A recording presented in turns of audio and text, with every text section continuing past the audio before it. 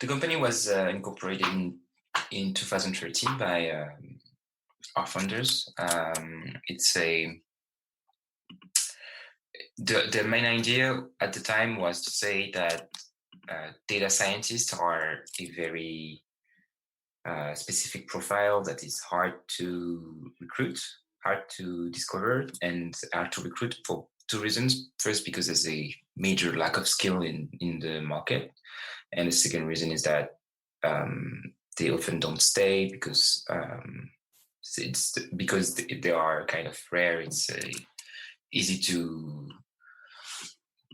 give them better offers, or they often move from place to place. So it's a very volatile profile. So the main idea was not to create a software that would remove them or make them useless. Not at all. The idea was to create a software that would maybe lower the barrier of entry in the data science and machine learning field. So you still need to have data scientists to serve as experts of the machine learning part, which is mainly what they enjoy doing the most. So it's that makes sense.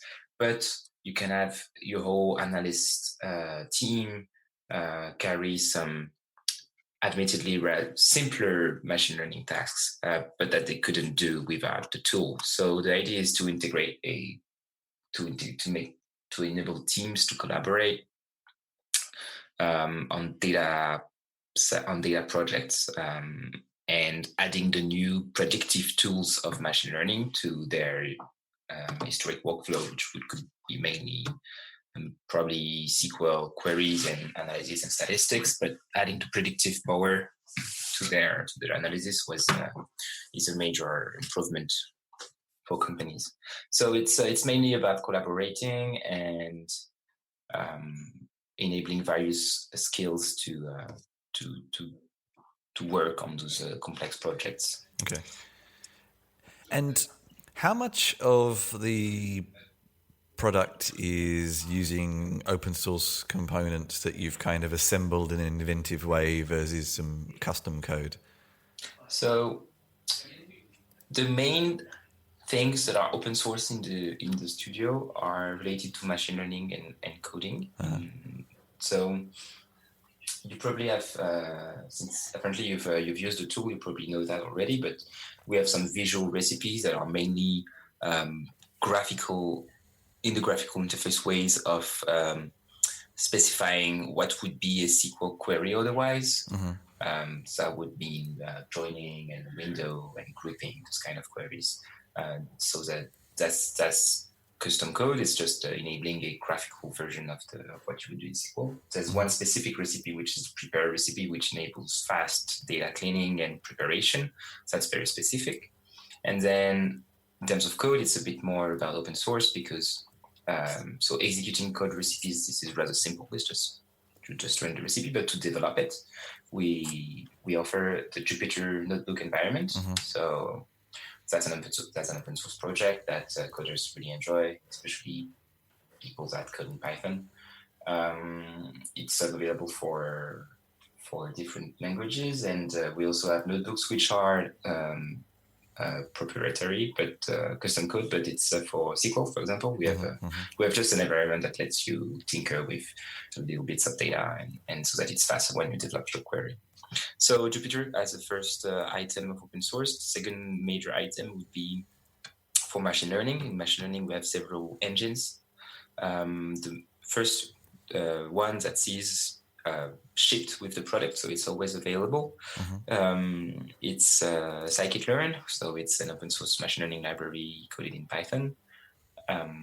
It runs locally, so that's why it's always enabled. But then if your infrastructure can bear running distributively, we have several engines based on Spark. So we have MLlib, which is the open source machine learning library for Spark, and H2O. So H2O is a company that creates machine learning algorithms. Well, they have some algorithms. It's all open source, but where their business model is based on, they don't sell the software, it's based on something else. And so we do integrate that so they have a Spark backed engine. They have a Spark engine for their algorithms. So we have the variant is called sparkling water because it's H2O. So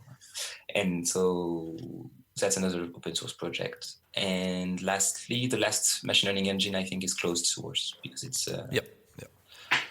And why? I mean, I was using the Mac version, and I would assume it's similar with the Windows version, but maybe not with Linux. But you've sort of packaged it up in this one-shot desktop application, and was that mostly just to make it easier for people to get started, or so you could control it a bit better? You know, the rollouts and the updates and things like that. No, we don't actually control much of the update process. It's like it's let's say when we release a version, people have to download it. We don't really push it. There's just a location where it says, oh, there's a newer version available. You can upgrade, but we don't roll out anything. Okay. So to answer your question, it's making some software packages is just for ease of use. Actually, when you use a local version of Dataiku, you are very limited in terms of features because everything's available, but you are working locally, so you are working alone, and fundamentally, Dataiku is about collaboration. So making a package is just so that people can work with their own. They have their own personal instance. Here at Dataiku, we all have our personal instance, but mainly when we collaborate, we have servers that run a Dataiku instance that we connect to. So Dataiku always it runs on a server, so the app makes your own computer a server, but basically it's a web server, and so it's always accessed through the browser. So it was really about ease of use. The real enterprise deployment is really on the servers that's accessed from the local network. The types of work they tend to be doing. I mean, you have a lot of these kind of templates in the application, so I'm guessing that's... Yeah. So since the software is really generic, we don't have a specific vertical we target. So it's strictly because the founders had more contacts in some industries. Of course, our first contracts were helped by these network contacts, and were mostly, I think, initially banking and e-commerce websites, which maybe were the most mature too in terms of machine learning, so that was more natural. But then if you look at the customers page I sent you, you'll see that there are a lot of industrial companies now that use it. There's a lot of, we have a video game company. So it's really widened in terms of types of company. And so it goes from industry to banks and insurance and logistics company. And so we have a lot of templates, but we have, I think, at least one customer for each of those specific. And what would be, if someone was to say, oh, well, why couldn't I just sort of assemble all the pieces myself and make my own thing? What would be your argument for using the product instead of assembling the various kind of connectors and visualizers and everything themselves? So the more technical users sometimes have their own workflow for their work, and it poses two main issues. So the first one is usually their workflow is completely local. They may be able to connect to where they want, but they will maybe run a Jupyter notebook, or they will have their own workflow on their own computer. And so the first issue is that doesn't enable them to collaborate with their team.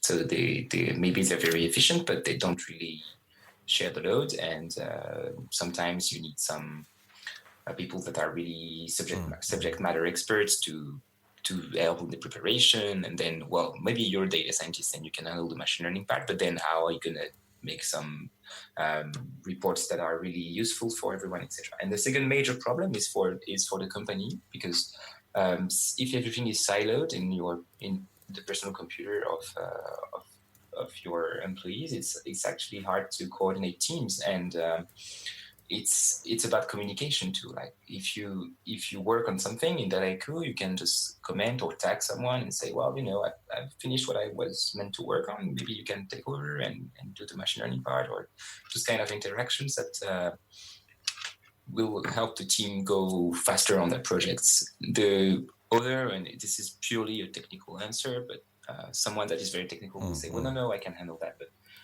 the real technical answer is that it's actually very hard to get to a level of finish that Dataiku is at, because we have those visual recipes that are really fast and easy to use.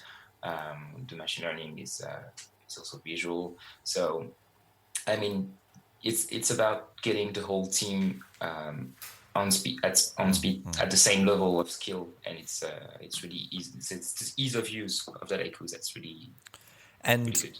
what would be kind of what you think is the best feature you have that you like to show to potential clients?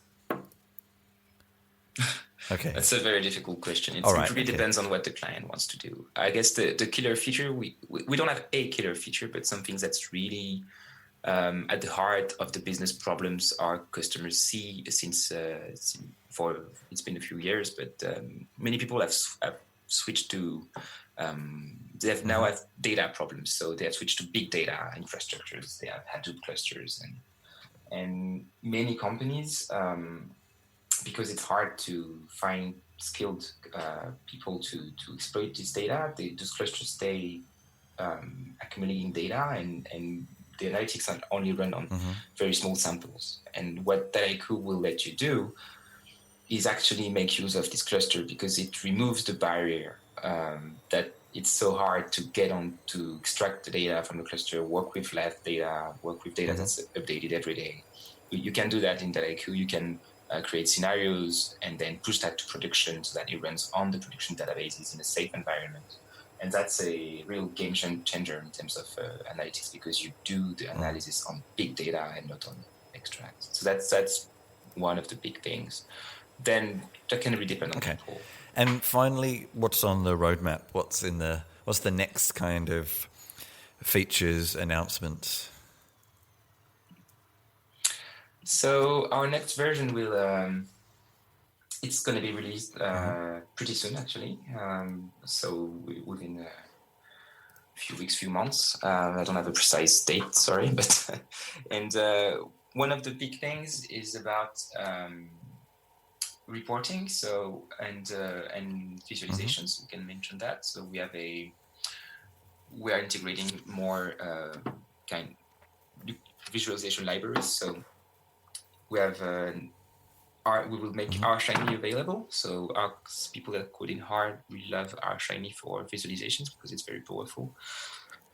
Similarly, in Python, there's a library that's called Bokeh. So that's new types of web apps.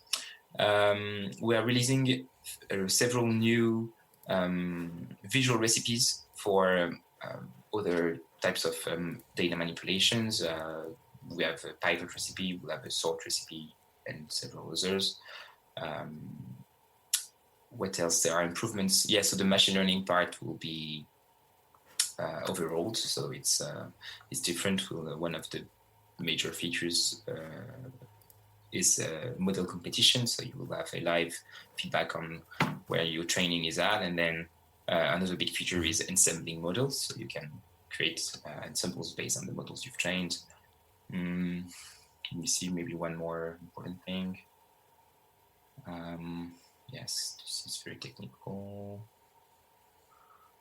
So visualizations, new visual recipes, overall machine learning, and something that's a bit more technical, but that some people are looking for is will enable some virtual environments for the project. So you can have a safe and have your personal environment for each project. And if you want to tinker with the latest version of libraries, that's not going to break the projects of other people. It's just your own virtual environment.